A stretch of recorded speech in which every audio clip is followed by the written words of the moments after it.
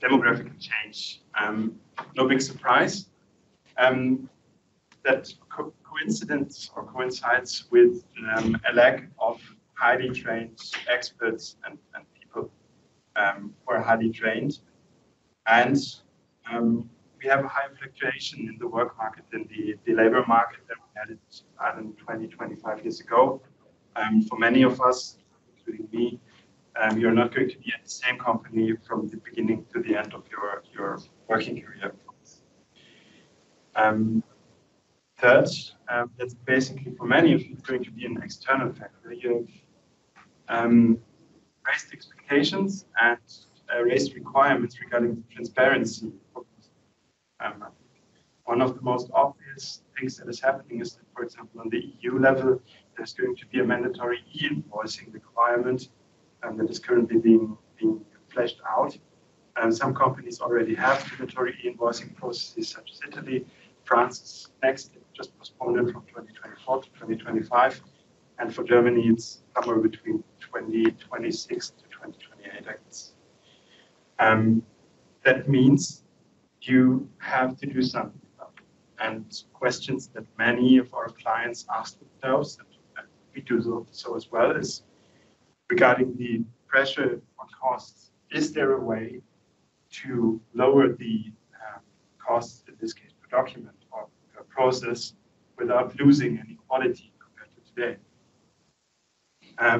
The demographic change, and also with if you have typical GBS or shared service center countries such as Eastern European countries or India, even more so, they have a high fluctuation in their labor.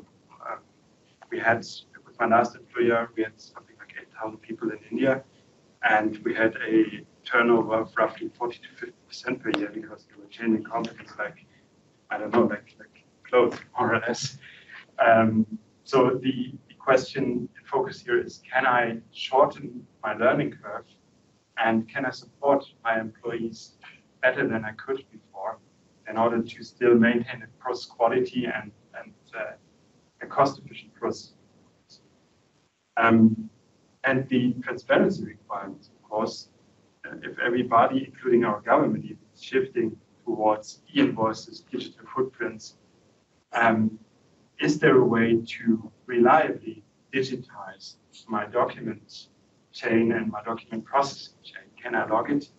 Can I maintain transparency across the process? And can I also help myself out when the auditors come one day, take a look at what I've done over the past year?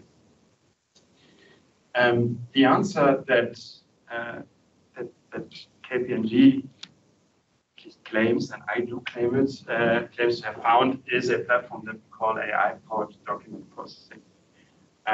Today we're at ABBYY, and from Sergey that ABBYY is a great company with great technology, and we have a great platform to build on that as well. We have a platform that is called, as I just said, AI-powered document processing. And I'm just going to explain that myself. You can see it's quite an empty slide. It's about to change.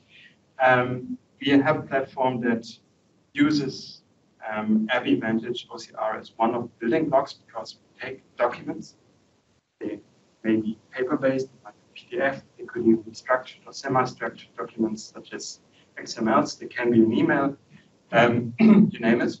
And we run them in the first step through our Vantage platform that we pool for our customers, so to keep the cost per piece as low as possible, to recognize and capture what really is in the document. And I'm going to be on a general level for this slide, but what's going to be a bit more precise, so bear with me for another 5 minutes. Then our platform is basically at its core. We take the information out of a document that ABBYY provides us. And then based on the requirements that we have a building block that's based on neural networks, so multiple stage machine learning models, that does a prediction of attributes of certain information that you require. For example, which way to route documents. based on historical data. And it also is able to enrich documents with missing data and with data that we would like to have for the further processing of the document.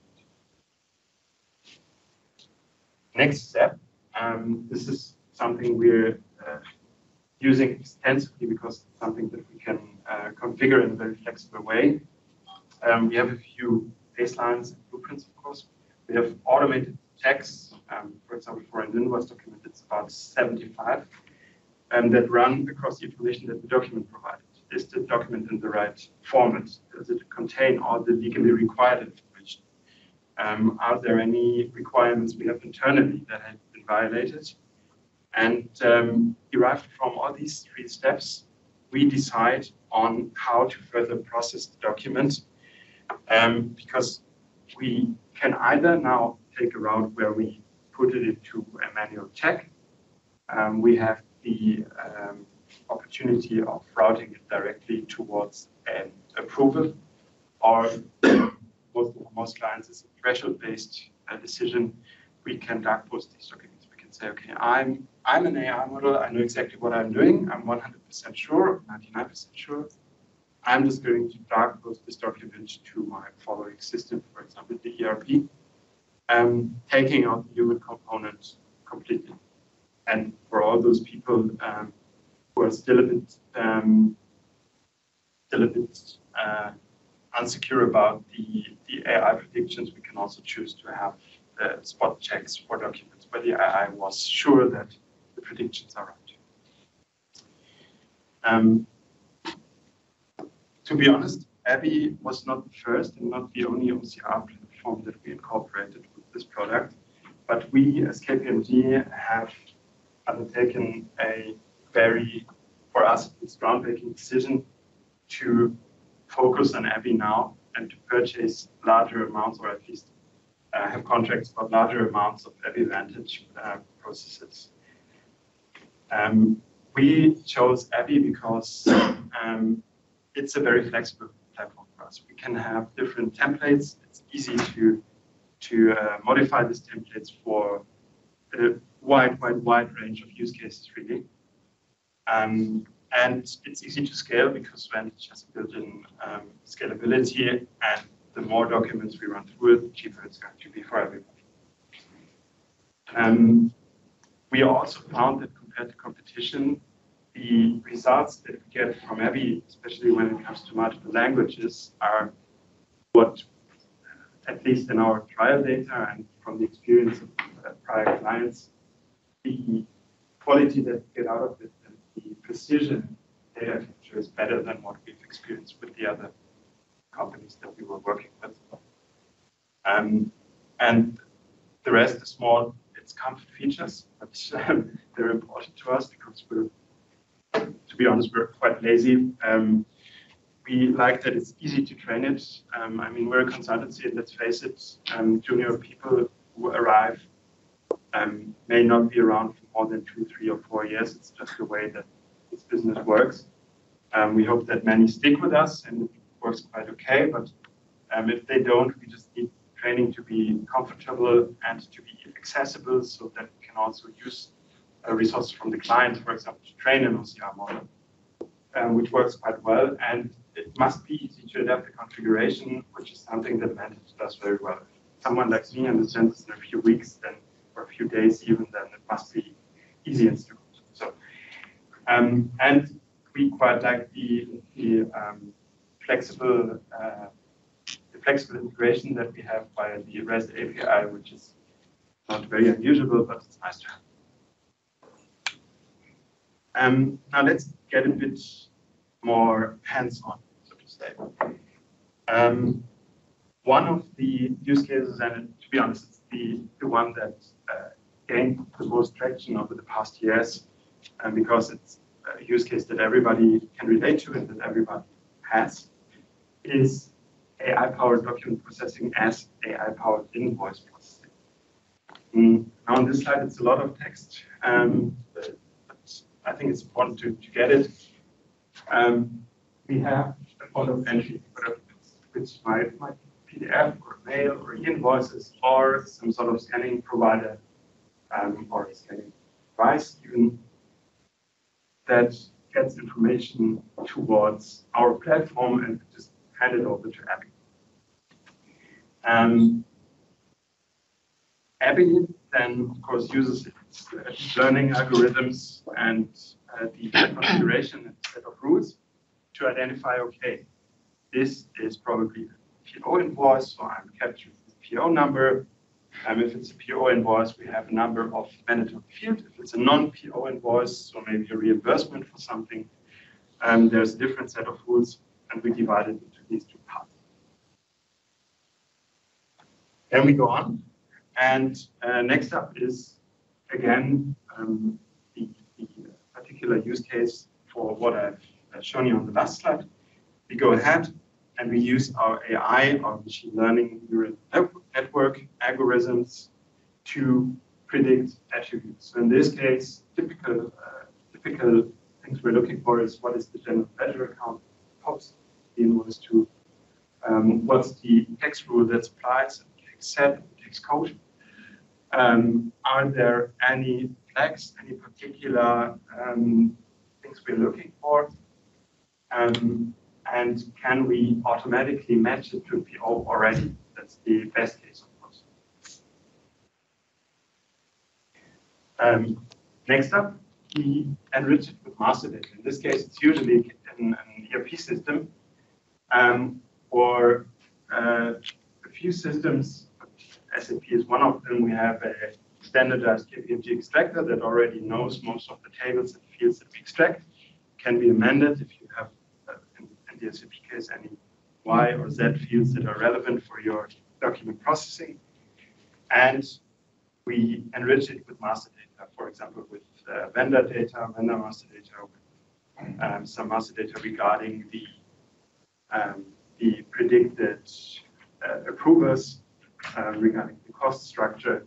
And if we have a PO to match, we just use the relevant PO information, because in the next step, there's going to be a compliance check.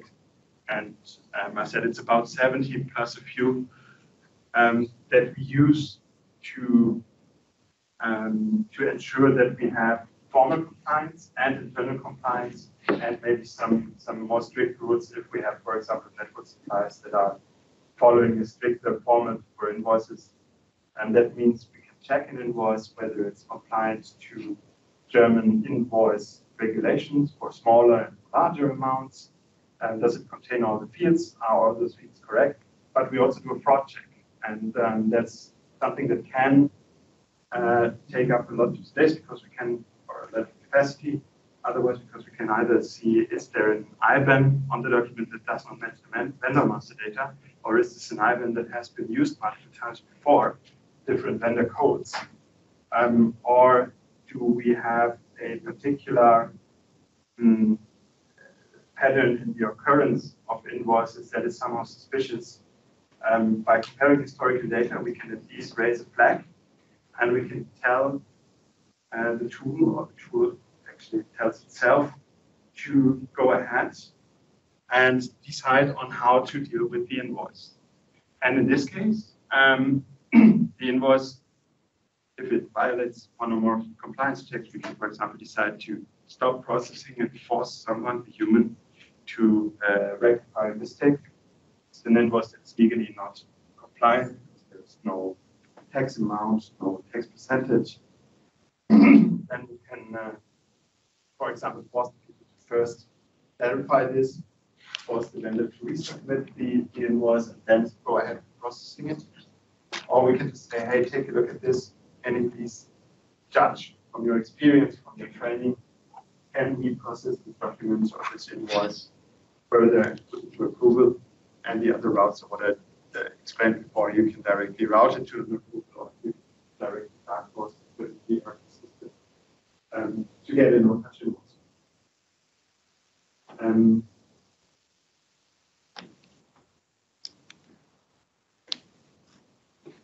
This is what my colleagues like to call the onion, and they're really proud of this slide. I don't know why, but I like it too. Basically, the platform has sort of a layered model. So at the core really is the extraction of the OCR component. Then we go with the AI accounting, which is prediction. Then we have the compliance checks, and only then the user will see anything regards to the invoice. And in this case, we have a user interface because we don't have too much time today. I did not bring a demo, and I did not bring any screen because the part is not moving. But we have a user interface that allows to have on the right or left side whatever you like best. The results of the AI predictions and the enriched master data, and the AI model also tells you, hey, I'm 97% sure that this is the approver that you're going to route this document to. How does it feel? Or it also tells you, hey, I have a very low confidence value predicting this one field, or I cannot predict this field because I have no idea what's going on. It's rare, but it happens. And the user will only be prompted to take a look at the information that is not predicted in a secure way, or where the AI model is unsure about the results, where something is missing, or where you have a violation. Otherwise, you can choose to take a look at every invoice. Most people tend, or most clients tend to start with a low automation level or a high degree of manual interaction. And as they gain trust, and with every invoice they are processing, of course the model is being trained, so it's getting better. With every invoice, trust is gained, interactions will say, and then we can go to more high degrees of automation, basically, because people know that the AI is going to make less mistakes than an average human. You're going to be better than the AI if you memorize 200,000 invoices per year, but I'm not sure whether you can do that. And really on the outside, what makes the solution stand out is that not only are we able to integrate with NoCR suppliers such as ABBYY in an easy fashion, but we're also able to integrate in a minimal invasive fashion with ERP systems, because we can write data using the standard APIs that we have, and our API or our interface towards these systems is quite flexible, so we can go with a CPI and SAP Cloud integration. We can go with Oracle integration, so we even had more exotic ERP systems with clients such as Diamant, which I've never heard before and after. That also works because we have a flexible way of information output, and that's configured.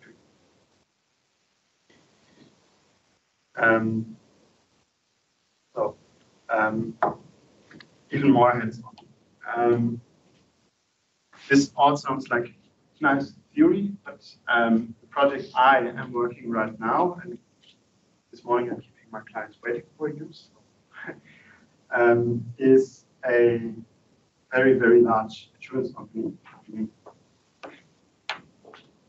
a German one, a global player, and they decided to do a parallel introduction of SAP S4 on a global level, and to take our AI-powered invoice processing solution along the way. So we're both going live with the solution and with S4 in the first calendar week of 2024.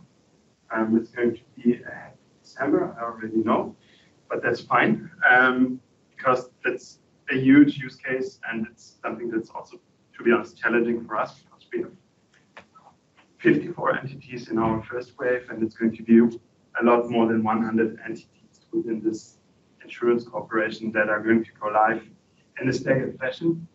But all of these entities, of course, know that they have very special processes, that they're not always willing to give up their particular rule sets, but some will have to.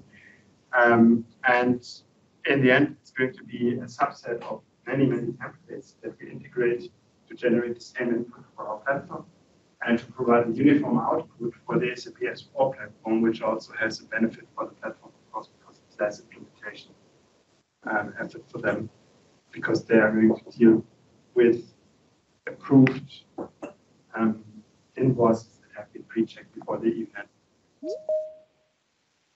enter. In the same way, I told you already before, so I'm just repeating myself. We have a lot of people in the different entities, especially in the old economies such as Germany, who are subject matter experts, and these people are over 60 now. These people are on the very edge of entering retirement. We have them, some of them we have for a year, some of them for 3 years still. But they took it as a chance, an opportunity to transfer the whole process for all of these 100 men, same staggered way towards global business services or shared services. They're based in both Romania and India, so they share these responsibilities. And they are going to take over the duty of processing all of these invoices. And it's going to be German invoices mostly, so we don't expect everybody here to speak German in a good way, so we're going to translate the information as well, so that they can just work with the invoices and they have a chance to understand what's going on. The Romanian people, not the German very often, but with the Indian colleagues, this would have been a huge challenge. Would they have to look at German documents and basically process many questions? So that's a huge thing for the whole company and the organization. And we're supporting them because it was much easier than what they were used to, let alone 3 or 4 sources that they would have to manage with nothing to change. What our clients expect from this is we have calculated a very conservative estimation for the costs per piece that incorporates all of the sub-costs for implementation, for the project, for the change management, and they expect it to be net positive in less than 9 months. With not only what we cost, but also the internal efforts. And they are pretty sure that even with a low degree of automation, that many clients tend to start low, they are actually relying on this tool to lower internal process costs by more than 50%. And that's still going to reduce dramatically. So we're expecting 70-75% savings once we have 100 entities live and once the system has been trained for a few months. That's what we're on right now.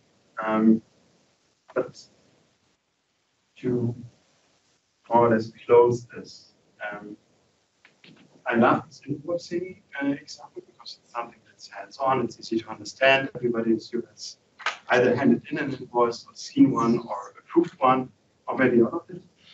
But we can do so much more. And just as an inspiration, on the left-hand side, we have a next-gen P2P for a huge, very large international corporation, which basically is an on-prem variant of our AI-powered invoice processing. So basically, that was the groundbreaking use case a few years ago. That is running with this invoice processing. But there's different use cases, and that's why we like ABBYY with flexible templates. And that's why we also like our own architecture with these building blocks that are also flexible and configurable. Because what we also do is, this is about medical discount contracts. So you have a medical or a pharmaceutical trading company, and they have a huge variance and amount of different contracts with, I don't know, let's say, Bayer with Pfizer, BioNTech, and they have different clauses in these contracts based on how many doses or packages or liters of pharmaceutical products they buy and sell. Much like with the car dealer who sells 500 Volvo cars and gets a discount for the last one or an incentive. And they had a huge difficulty within their systems to distinguish when they are going to be at threshold one of these contracts or more of these contracts. So they were not able to really steer their buying decline amounts. And it was hard for them to, for example, launch a discount for certain pharmaceutical product in order to get paid back and make it net positive. That's what we saw, same engine. And it's similar to what we have here. This was about actually the lenses for glasses. We have a retail company that is dealing with glasses. And if you have glasses on your own, in the left and the right lens, the sphere and the cylinder and the thickness of the lens, and having a left and a right eye, as all of us have here in this room, you have something like 17 billion possible combinations that might happen. And each of these combinations might lead, depending on the vendor, might lead to a different price that you're paying for it. And some of the vendors have no clue what they're charging. And what we did is we compared the contract conditions, which can be 5 to 10 pages per contract, with the actual invoices these vendors were handing in, and the retail price within the point of sale location, which is also, these are people that you cannot expect to know everything about the vendor conditions, of course. And every time this is violated, at least on the vendor side, the engine raises a flag and says, hey, please take this, there's going to be a violation, you might have to return this invoice, and take a look at this contract. And so they, for the first time, they have a chance to really see what the vendors are doing with them or to. And last but not least, we all like our government, and we all like handing in applications for this or that. And I hope you didn't have to deal with this before, but it's about social, medical applications. I think this is something that would be of tremendous public value, because you get these ultra-long paper contracts or applications that you need to fill in with your date of birth, your ID number, with the exact diagnosis that your doctor is going to pencil in. And you want, for example, to get some crutches because of a broken back, or you need someone to support your mother or father because they're getting older.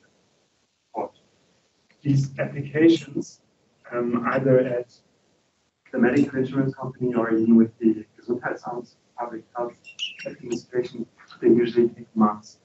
As there are some more simple, so-called Hilfsmittelanträge that might be quicker. Or it touches each other. Slow. Okay. So last slide, everything. But the main difficulty that people now have is that usually they have a mountain of paper that they need to check. If they scan them, usually they have no scan system in place, let alone digital post box, because it's not verified in most cases. And in this case, we do the exact same thing that I told you about the invoice. Just read out the relevant fields, and we can provide the people in charge of deciding about the applications with at least a suggestion or a recommendation on how to proceed with these. And then also gives you account taking a look at, do we have a family that lives in the same house that has 107 applications for purchase of 5 weeks? You get a mountain of paper, you have no chance whatsoever to find out whether this has happened before, or maybe 1 or 2 of these applications are returned because they're duplicates. But right now you have many people who are sitting in front of a paper mountain with not a chance to compare this to historical values. And that's something we have piloted for a health insurance company already. And we expect to get into a full-fledged implementation very soon with final negotiations. But the proof of value already showed that there is a huge amount of fraud going on. It's not many people, but it's many applications. And sometimes they just use a different name, it's IBAN because they still have the one bank account, or they just abbreviate their name to get through with it. And on the other hand, most public health insurance companies have a problem because we have this demographic change. People are getting older. Older people mean more of these applications per person. But they also are not free in deciding how much they're going to charge for these applications because there's a public mandate and an amount per document and per application that they're being paid via our insurance premiums. So you might want to know who our next customer is or our next client. It's us. We have now kicked off our own pilot for AI-powered invoice processing. People like me think our travel reimbursements are still way too slow. I want my money back. And that's why we are actively launching, using ABBYY, launching our AI-powered processing platform for our internal use. And we expect it to go live for the implementation and all the internal regulations we have within about 6 to 7 months. And then we also expect a much quicker return in our reimbursements. But we are also aiming at leveraging our cash discount potentials towards our own vendors, that's revenues. But if there's cash discounts involved, we're going to leverage those because we can prioritize high priority invoices. We're going to pay more invoices or all of the invoices on time. And for us, with 13,000 people alone in Germany, that's going to be a huge business case, and we intend to roll it out across the EU, at least covering about 50 to 60,000 employees, with the scope to match this. So, 10:46. I'm late by 1 minute. Sorry.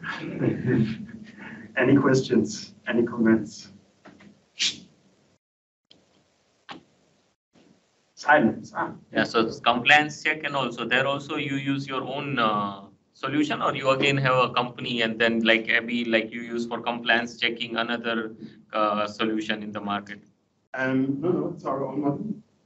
So it's basically these 3 or 4 building blocks that do both the prediction of attributes. Yeah. Then we have the master data enrichment, and then we have a module that runs these checks. And those are configurable. So we can also add or remove checks. We can deactivate them. We can manipulate them when they really are activated or not. So forks basically in the decision tree. And what rate then you see on the accuracy level and on the like processing without any manual intervention? How much we can get? How far you can go on the rates? Percentage? It depends on the quality of the input, of course. Sometimes it's hard because if you have many non-PO invoices, the automation rate is going to be lower because you have many invoices that you cannot match to non-approval worthy workflows because you may have rules in place over 250 euros. Someone needs to at least approve it. But for PO-based invoices, we have a client, a big energy provider. They have a matching rate of 95% for all the POs. And they now process, after 1 year, they have gone up to about an automation rate of, I think it was 46% last week. So these are the PO-based smaller invoices that no human ever touches. That only works if you do not have things like someone needs to check on the hours a consultant provided or so. And then you usually want someone to check the attachment, but you also deliver the attachment to the approval process. So people can at least take a look. But we can bypass these invoice checking and forward it to an approval directly. And the vast majority of PO-based invoices, so we can drastically cut down on the actual effort. That's how we get to about 70% or more in savings per piece. Jens, when did you start to work with ABBYY, your team? When did your team start to? I was not even around with KPMG when that happened, but I think it was The ABBYY Advantage implementation was at least 1.5 or 2 years ago, if I'm not mistaken. And I know that we work with ABBYY. And do you consider yourself as a company who is just in the beginning of a journey for implementing the solution, or you're already like saying like, okay, we're quite mature with solution? I think it's with the same as with every topic that is quite new or quite recent. We still feel that we're at the beginning of the journey, but what we do feel, and that's also why I have a whole slide full of clients to present that it's really taking off in the last year, and that people are also demanding more when it comes to OCR components. I have a client in Austria, they are not willing to take on AI-powered invoice processing because they're expecting 2 fields from their invoices, because their solution cannot do more, really. So I think there's still a lot of work to do. Good. So here in the room, we have a representative from companies, some companies just starting their journey with IDP solutions, some already implemented and using ABBYY for a while. So what would be your advice for the company who just starting their journey in this IDP automation? Start with pilot, simple as that. I mean, it's what you're probably going to use as well. Yeah. I hate selling risks to people or even perceived risks to people. So the usual approach that we do is that we offer a low threshold pilot, but bringing along the real technology. So we're not dealing with sandbox data, we're not dealing with an ABBYY sandbox, but we're bringing along the solution, maybe not as fleshed out as it might be, but we start small. And once we've proven that not only the concept, but also the value is there, then let's take off. This is whether you do it with or without us. The piloting approach is what convinced our own people. They're really risk adverse because most of them are auditors, and they hate change. And by starting this pilot and by proving to them that we have a platform that is already running with customers, that really convince them that we start this way. Thank you. So we're really proud that such companies, KPMG, choose ABBYY and trust ABBYY technology, not just for external customers, but also for internal. Thank you very much for the presentation.